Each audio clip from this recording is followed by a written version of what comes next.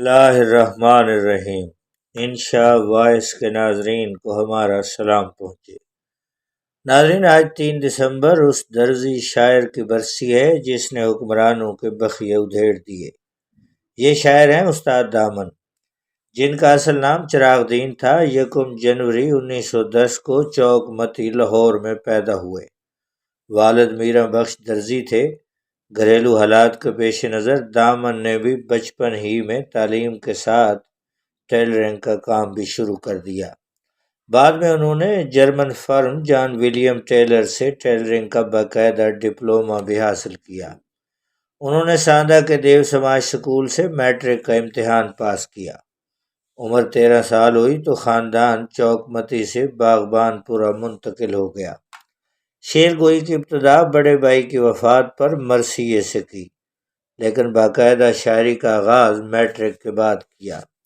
پہلے ہمدم تخلص کرتے تھے، لیکن جلد ہی اسے ترک کر کے دامن اختیار کیا۔ ان کے بعد ان کی عوامی مقبولیت میں اضافہ ہوتا گیا اور انہوں نے سیاسی جلسوں میں بھی نظمیں پڑھنے کا آغاز کیا۔ وہ سید عطاء اللہ شاہ بخاری، میاں افتخار الدین اور مزدوروں کے جلسوں کی رونق ہوتے تھے۔ لاہور کے جلسے میں، جس کی صدارت جواہر لال نہرو کر رہے تھے، دامن نے نظم پڑھی جو نہرو نے بہت پسند کی اور 100 روپے انعام دیا، جسے آج کے 1 لاکھ روپے سمجھ لیا جائے۔ 1977 کے فسادات میں ان کی دکان لوٹ لی گئی، جس کے سبب زبردست مالی بحران کا شکار ہو کر باغبان پورہ سے بادشاہی مسجد کے قریب ٹکسالی گیٹ میں واقع مسجد کے اس حجرے میں منتقل ہو گئے جس میں اکبر بادشاہ کے زمانے میں حضرت شاہ حسین بھی مقیم رہے تھے۔ پھر تادم مرگ یہی حجرہ استاد دامن کا مسکن ٹھہرا۔ کل اثاثہ ان کی چند کتابیں تھیں۔ 1949 میں استاد دامن کی شادی ہوئی، لیکن کچھ ہی عرصہ بعد ان کا کمسن بیٹا اور بیوی انتقال کر گئے اور پھر تمام عمر شادی نہ کی۔ دامن نے پنجابی شاعری کی فنی خوبیوں پر ملکہ رکھنے کی بدولت اہل علم و فن سے استاد کا خطاب حاصل کیا۔ استاد دامن مزدوروں، کسانوں، غریبوں اور مظلوموں کے شاعر تھے۔ انہوں نے ان طبقوں کی حمایت اور حقوق کے لیے آواز اٹھائی اور ہمیشہ استحصالی طبقوں کی مذمت کرتے رہے۔ استاد دامن کی سب سے بڑی خوبی ان کی فی البدیہہ گوئی تھی۔ وہ موقع کی مناسبت سے چند لمحوں میں اشعار کی مالا پرو دیتے تھے۔ آزادی کے بعد کچھ عرصہ بعد انہوں نے دلی میں منعقدہ مشاعرے میں یہ فی البدیہہ نظم پڑھی: جاگن والیاں رج کے لٹے آئے، سوئے تسی ویو سوئے اسی ویاں، لالی اکھیاں دی پئی دستی ہے، روئے تسی ویو روئے اسی ویاں۔ حاضرین مشاعرہ بے اختیار رونے لگے۔ مشاعرے میں بھارتی وزیر اعظم پنڈت جواہر لال نہرو بھی موجود تھے۔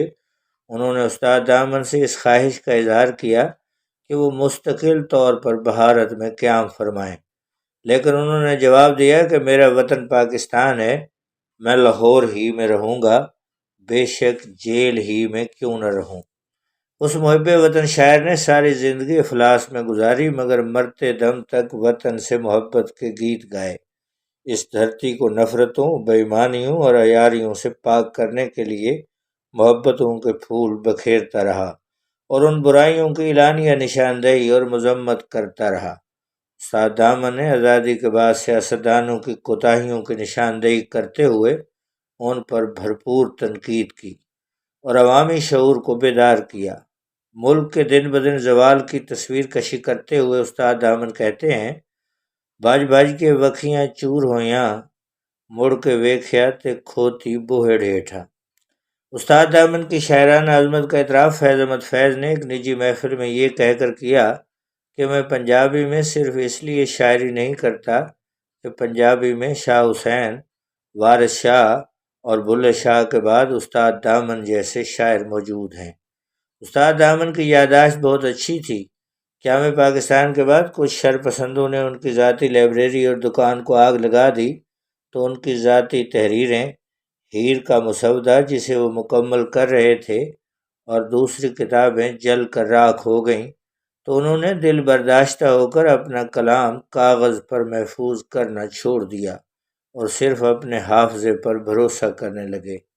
استاد دامن کو فیض اور جالب سے محبت تھی۔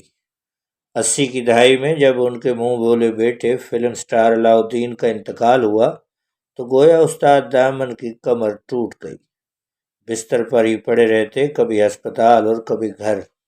پھر تھوڑے ہی عرصے کے بعد فیض صاحب بھی خالق حقیقی سے جا ملے۔ استاد سے محبت کرنے والوں نے لاکھ روکا، وہ نہ مانے اور اپنے دیرینہ یار کے جنازے پر پہنچ گئے۔ لوگوں نے استاد دامن کو پہلی بار دھاڑے مارتے ہوئے روتے دیکھا۔ ایسے معلوم ہوتا تھا گویا تقسیم سے لے کر آج تک ٹوٹنے والی ساری قیامتوں کی اذیت فیض صاحب کے جانے کے بعد ہی ان تک آئی ہے۔ فیض صاحب کا انتقال 20 نومبر 1984 کو ہوا اور اسی شام دامن کی ہمت بھی جواب دے گئی۔ ایسے ٹوٹے کہ صرف 13 دن بعد 3 دسمبر 1984 کو فیض صاحب کے پیچھے روانہ ہو گئے۔ آج ان کی برسی ہے۔ انہی کی وصیت کے مطابق شاہ حسین کے مزار کے سائے میں انہیں دفن کیا گیا۔ ناظرین، یہ تھی آج کی سیاسی اور تاریخی سٹوری۔ اس قسم کے واقعات کے لیے آپ سے گزارش ہے کہ ہمارے چینل کو سبسکرائب کریں، بیل آئیکن کو پریس کریں۔ بہت شکریہ۔ اللہ حافظ۔